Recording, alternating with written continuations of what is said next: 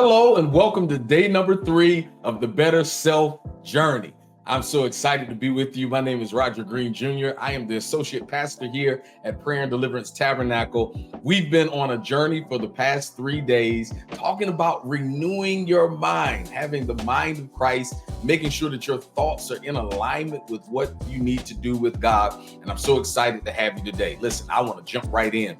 I know that our focus has been on Romans chapter 12, verses 1 through 2. But today I want to differ a little bit. I want to change directions, and I want to talk a little bit about Philippians chapter 4, verse number 8, where Paul says, "Finally, brethren, whatsoever things are true, whatsoever things are honest, whatsoever things are just, whatsoever things are pure, whatsoever things are lovely, whatsoever things are of a good report, if there be any virtue, if there be any praise, think on these things." And so I want to ask a question today.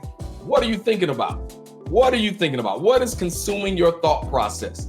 Is it negativity? Is it all the things that you haven't accomplished? Is it beating yourself up with negative self-talk on a daily basis, talking about how bad you've been and how many regrets you have? What are you thinking about? Paul tells them from a vantage point of him being in prison. This is Philippians called often a prison epistle. It's one of the epistles that were written while he was in prison. But yet, while being in prison, he had an elevated thought process. He had an elevated mind, understanding that he was still doing the work of the Lord. And he did not let his circumstances overtake his thoughts. And so my question to you is, what are you thinking? And so Paul concludes and tells them, whatsoever things are pure, whatsoever things are just, whatsoever things are honest, whatsoever things are lovely, whatsoever things are of a good report, if there is any virtue to be found in it, if there's any praise to be found in it, being an optimistic person, not a glass half empty, but a glass half full type of mentality. Paul said, I want you to think on those things. We can all think about negative things. We can all think about negative ways that we've had. We can all think about days that we thought we were losing, but can you shift that for a moment and begin to think about how God has you winning? Even right now, I want you to understand that even in your worst situation, you're still winning. Anytime you wake up on this side of the dirt, anytime you take that next breath, you are literally winning. And so if there's any virtue to be found in the situation, if there's any praise to be found in the situation, I want you to think on those things. Often I have to say to myself, listen, it ain't as bad as it could be. It ain't as bad as it perhaps should be.